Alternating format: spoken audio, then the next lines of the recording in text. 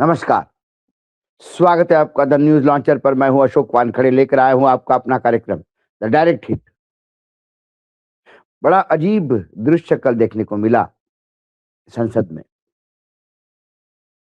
जो upper house जिसको कहते हैं, वरिष्ठ सदन हम जिसको कहते हैं, उस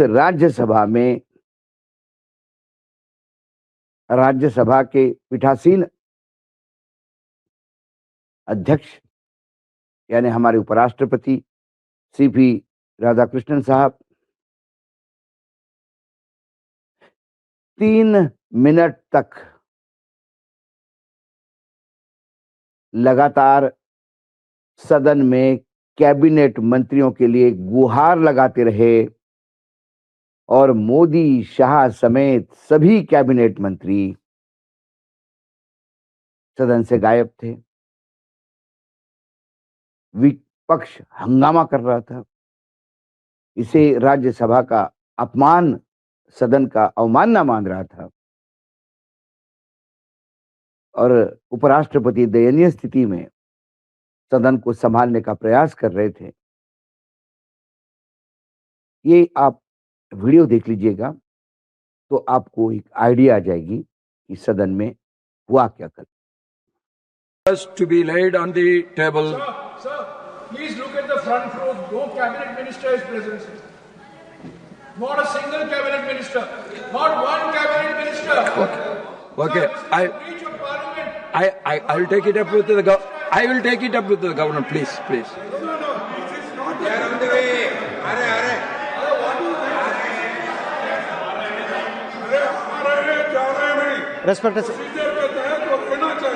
Respected Chairman, Minister, please request a cabinet minister to come to the house. Please request the cabinet minister to come to the house. I am requesting them. Please take your seat. I am asking you. Yes, I understand. I understand the procedure. Please take your seat. I have requested the minister. कुछ नहीं करना, बैठो। दो ला रहे जा रहे हैं।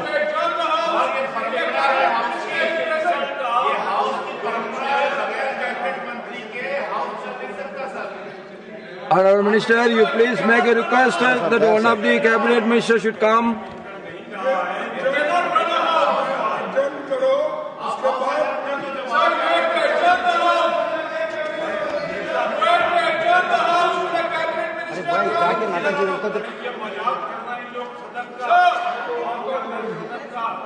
Sir, you have to adjourn the house.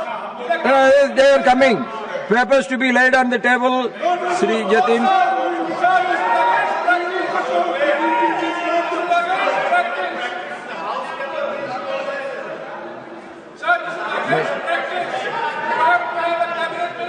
I do agree. Why, Jairamji, you are shouting?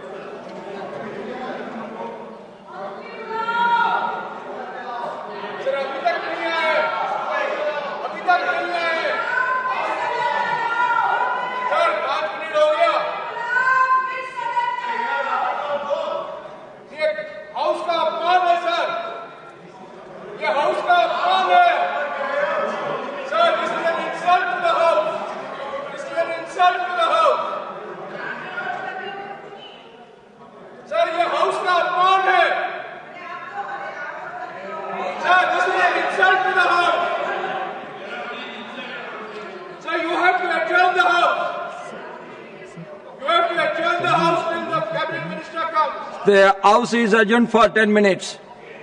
We will.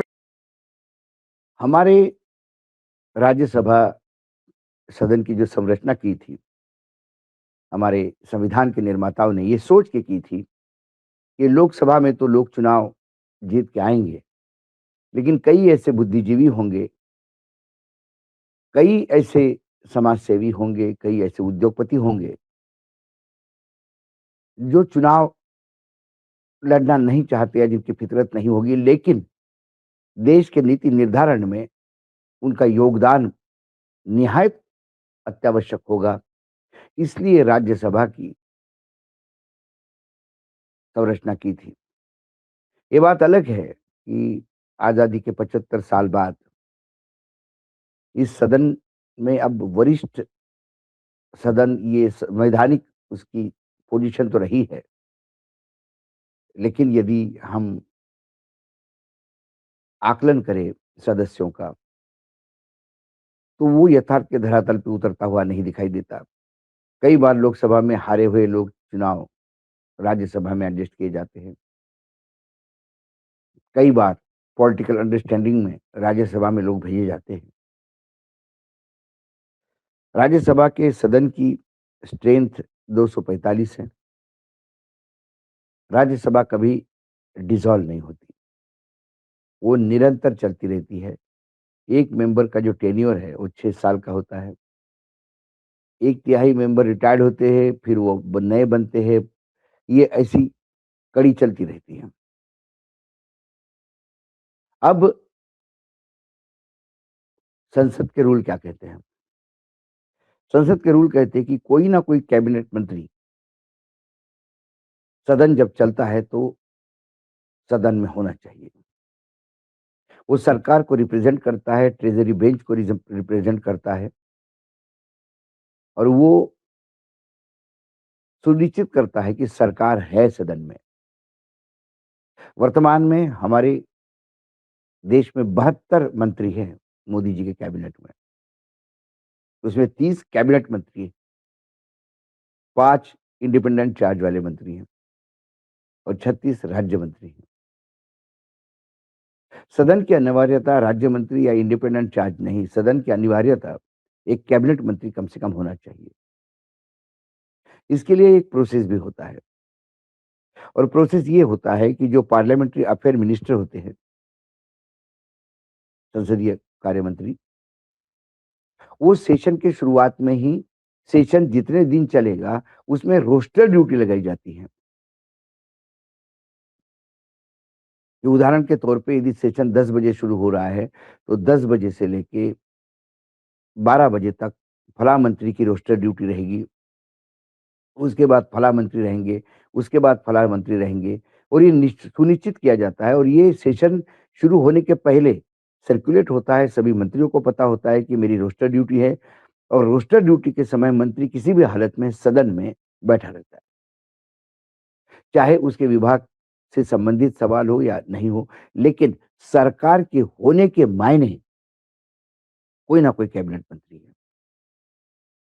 लेकिन ताज्जुब रहा, जिसका रोस्टर ड्यूटी थी वो भी नहीं था और पूरे 30 के 30 मंत्री गायब थे और राज्यसभा के अध्यक्ष हमारे उपराष्ट्रपति लगातार सदस्यों को भी शांत कर रहे थे और लगातार गुहार लगा रहे थे कि नहीं। इसी के बीच उन्होंने एक टेबल पर राज्य मंत्री को कहा कि कुछ कागज टेबल पे रखने के लिए, लेकिन विपक्ष ने बहुत हंगामा किया। उन्होंने कहा एक सदन का अपमान है। 3 मिनट का कार्यकाल। मैं आपको बता दूं कि हमारे संसद का जो खर्चा है वो 2.5 लाख पर मिनट और ये करीब-करीब 10 साल पहले का आंकड़ा है जो खर्चे को जोड़ के और समय को जोड़ के कंप्यूट किया गया था। 10 साल बाद तो ये 2.5 लाख का 5 लाख हो गया होगा। इस 2.5 लाख में सवा लाख लोकसभा का और सवा लाख राज्यसभा का बताया गया था तब। आज वो 2.5 लाख का होगा। 1 मिनट यदि 2.5 लाख का है, तो 1 दिन कितना और 1 सेशन कितना? ये पैसा कोई कैबिनेट मंत्री नहीं लाता। ये पैसा हमारे टैक्स पेयर्स के पेमेंट का होता है। हम जो टैक्स खून-पसीने की हमारी जो कमाई है, जो इस देश के विकास के लिए हम देते हैं, उसमें पार्लियामेंट चलाने का भी खर्चा होता है। और यदि ये पार्लियामेंट चलाने का खर्चा है, यदि पार्लियामेंट में सत्ता पक्ष का दायित्व है, मंत्रिमंडल का दायित्व है कि किसी भी हालत में वो सदन में मौजूद रहे, और इसके बावजूद यदि सारे मंत्री, कैबिनेट मंत्री गायब रहते हैं, तो आप समझ सकते हैं कि वर्तमान सरकार सदन को कितनी अहमियत देते हैं। उनके लिए राज्यसभा सदन तो एक मानो फॉर्मेलिटी हो गया है इसलिए चलने दो। सदन अपना बिल लाओ, पास करो, विपक्ष के सवालों के कम से कम जवाब दो। जवाब दो, अपने मर्जी से जवाब दो।